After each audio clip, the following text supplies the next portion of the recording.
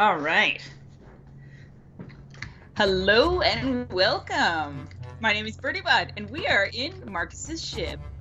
Yep, I'm Marcus Aurelius, and BirdyBot and I are going on an expedition down to this Savanna planet to get rich, essentially, to get a bunch of ores and anything else we can find. That's right. Well, that's the basic idea. Hopefully, we'll be able to stay safe. If we're together, we'll be okay. Oh my goodness, we've started on quite a little cliffside here. And BirdyBot has buddies. She has friends that are helping her out here. Yeah. Some very low-tier glitch crew members. One of them has the adorable name of Farm Flower. I just couldn't pass him up. Oh, I do want to say that one of my viewers did tell me that if you press the Alt button, I was complaining about this in the previous episode, that if you press the Alt button, it does tell you what everyone's name is. So you have Farm Flower and Sunnywall. Yeah.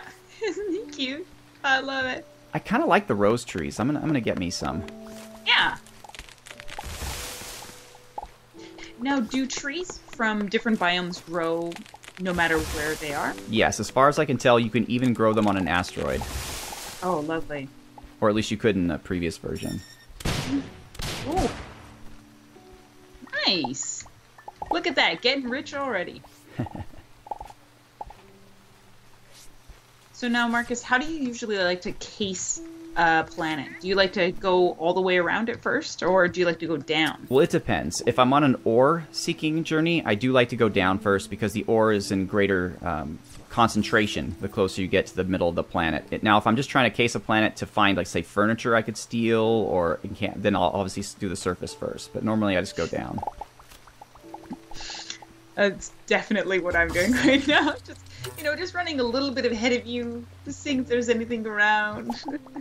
That's fine. We can cover twice the ground. Oh, now I'm on fire. So, BirdyBot, as her name implies, is the avian character. That's right. I almost felt a little forced into it. The avian has the pyramid-shaped ship once it's completely built. Not my favorite, to be honest, but yeah, I'm BirdyBot. I should do it. I guess I could have done a glitch too. That's true, because they're bots. Yeah, exactly. I could have gotten away with that too. So, because BirdyBot, for those of you who don't know, she was the one who initially got me into this game a long time ago. She was playing it with some friends, and I kind of logged on to her server, and that's what got me into it. So now I'm kind of repaying her because she's starting afresh, and so I made her a sword. Well, two swords, actually. She's dual-wielding Violium short swords. Yeah, it's pretty aggressive. I've been testing it out. It's very quite damaging. Oh, I've got a little surprise for you.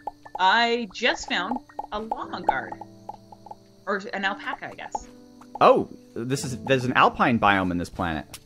I guess there is, yeah. Okay, so let's see. Wow, and my guards are super excited about it. How do I know how to beam to your ship, but how do I beam to you? If you click on your teleporter, you can actually teleport to a team player. Okay. I gotta eat some battered I don't know bananas how much... first. I guess this isn't a ton of furniture. I can see one thing. I think you probably only need a few points worth of alpaca. Well, I'm not actually going to grab the furniture. I'm going to search the biome for chests that give me blueprints. Sure. I mean, you could also steal stuff from this guy. I don't know how you feel about that. I don't know. He's an angry Scotsman, so I don't know if that's something I want to... Yeah. But later on, folks, we'll show you my human base, and the one non-human I'm going to allow there is an alpaca guard, which I told Birdie I was trying to get, so that's why we're talking about that. Oh, right. He's not really alpine though. Like, he's not built into the side of the mountain. He's just kind of hanging out. Yeah, that's a good point. Although, yeah, I was gonna steal the things that he owns in order to, I don't know, maybe attract one. This ancient rune here, I scanned, so I can probably make it with my pixel printer. If I don't have to actually thieve from him, I will avoid it. I'm gonna do it. Okay. So, folks, for those of you who watched my first episode, just some things that have changed. I now have dual-wielding Violium pistols, which is really cool. And I have this set up for cave exploring, where on the one hand I have a ore sonar device that locates ore and a flare that I could throw. However, in my new base, I have a merchant who sells yellow stim packs. And those are one of my favorite things in the entire game because if you use them, you glow. So it allows you to explore the underground without having to worry about having a light source. Oh, that is so good. I guess the other thing is you can get an augment for your back in order to have it generate light, but it's kind of a pain in the butt. Yeah, absolutely. There are numerous ways you can generate light. You can get hats that do it. You can get backpacks that do it. You can get an augment that does it. The reason I don't choose any of those is because I have other items that I prefer to have in those slots. Like, I'd rather have an augment that improves my combat or movement. So now that I can buy yellow stim packs for like 100 pixels each or whatever, I'm pretty much set. You're a big spender. I'm so far behind everybody. I think one of the things I should focus on is progression in the quest, because that really does unlock a lot of the game. You mean the campaign? Yeah. As much as I want to build and search for furniture, that is something that I do have to eventually get to. Yeah, totally. I'm just kind of scanning around the underground here looking for chests that have blueprints. There always are some. You just have to find them. Yeah. So the reason why being able to purchase yellow stim packs is such a cool thing is because they're kind of a pain to make, because you need yellow flower petals, and there are very few worlds where you can farm flower petals, and none of them, in my experience, you get a ton of them. You always get just a little bit. Right, yeah. I feel like, I think they're called garden planets. They have the giant petal biome. There are quite a few petals there, but they're kind of a pain in the butt. Yeah, see, and that's another problem is I got started so fast that I left the temperate stars behind, like, after 5 minutes of playing, and started going to more and more difficult planets in order to get more advanced ores, in order to get better armor. Like, I kind of skipped all that, like, first exploration phase for, like, a new player to fall in love with the game. Right. Yeah.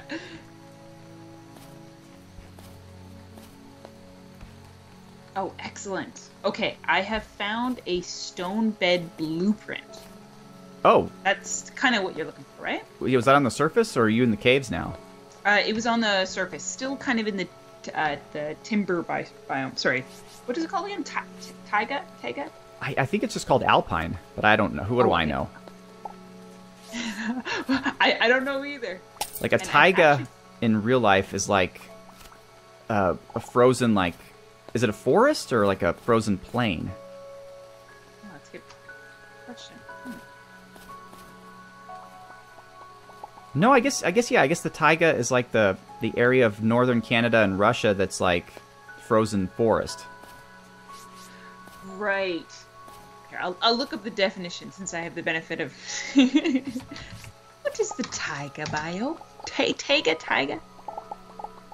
Boreal forest or snow forest. Okay, there you go. Characterized by conifers. Yeah, I watched, if you watch not the new Planet Earth, but the original one. The new one's awesome too, but the original one, they have a whole section on the taiga and how, like, right now the rainforests are all being cut down. The taiga is actually where most of the oxygen in the world is produced. Shucks, that's crazy. And your lovely country of Canada owns about half of it. Yeah, that's apparently the story. Which is a tricky position for a country to be in. Although, I apologize to all the American viewers, but my goodness, you poor guys.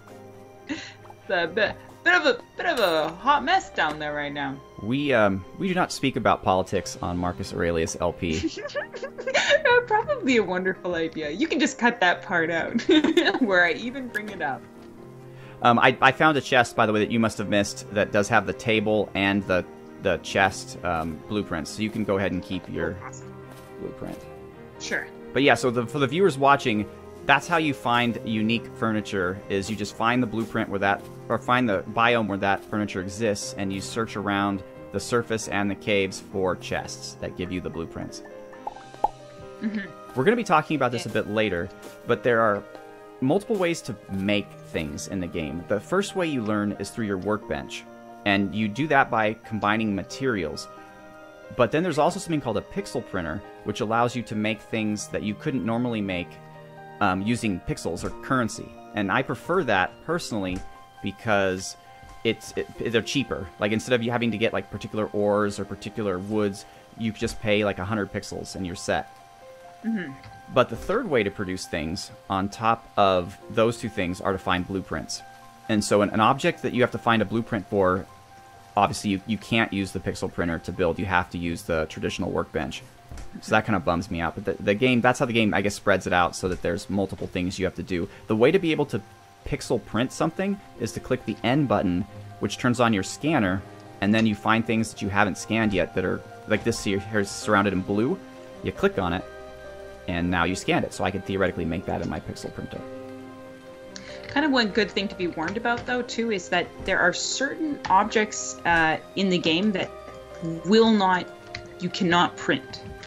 So, for example, I'm actually standing in front of an object right now that you can't print, which is that Salvador Dali glitch painting that are found in glitch castles.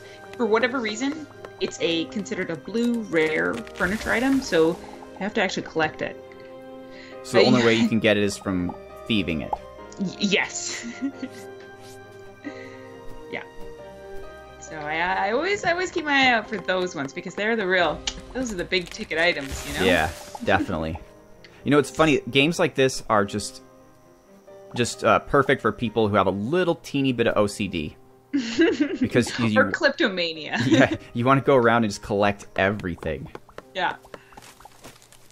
Yeah, absolutely. Or have every single tenant or every different weapon in the game.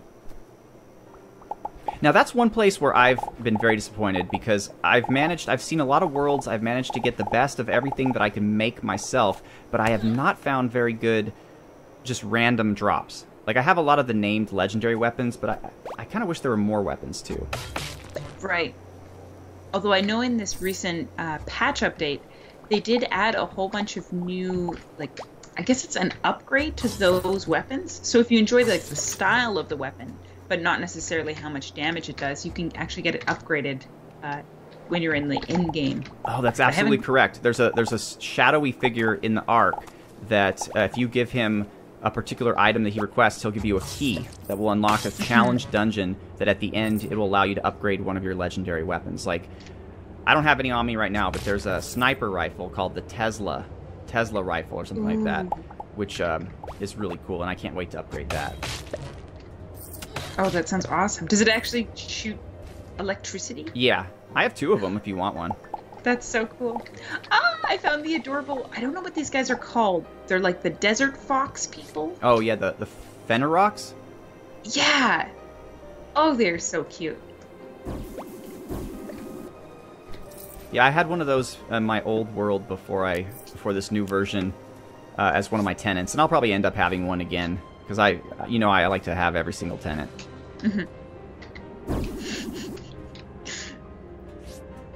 How long would you say you played in your last world? I can tell you exactly. So right now I'm at about 140 hours. So I played about 70 with you back when you first introduced me to the game. And so far with this new version, I played 70. Not bad. And that's why I have all this stuff that I was sharing with you all. Because I've been basically going around in preparation for this series, knowing that I was going to have a lot of co-stars, and they probably wouldn't have the necessary items. I went around essentially just stripping worlds bare of every usable substance. That's so kind of you. Strip mining for the sake of your guests. Yeah, I aim to please. That's right. But I'm way down now. I'm just kind of digging deep and trying to find ore. I think I actually found the hole that you dug. Or maybe it was just I'm not sure who, maybe it's you or something. There was a giant hole and I just jumped by it. Maybe. So ladies and gentlemen, this tool is invaluable if you're looking for ore. It's called the ore detector. You build it yourself you have to hit a higher level forge, but by you can put it in your left or right hand. I have it in my right, but so by right-clicking, it gives me a view of all the ores nearby it. It's sonar, so it goes through the dirt. It's so helpful.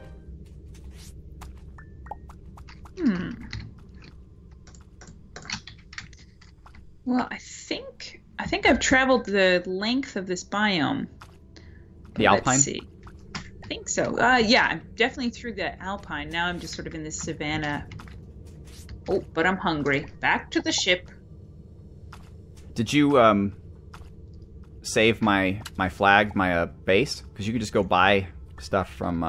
Oh, that's right. Oh, I'll go to her. BirdyBot has a little bit of a crush on my cook. Oh, I love her. She's so cute.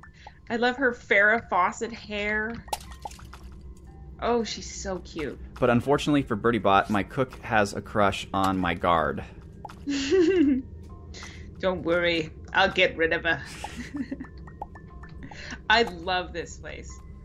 It is so cool. But I don't want to spoil it for anybody who's going to see it.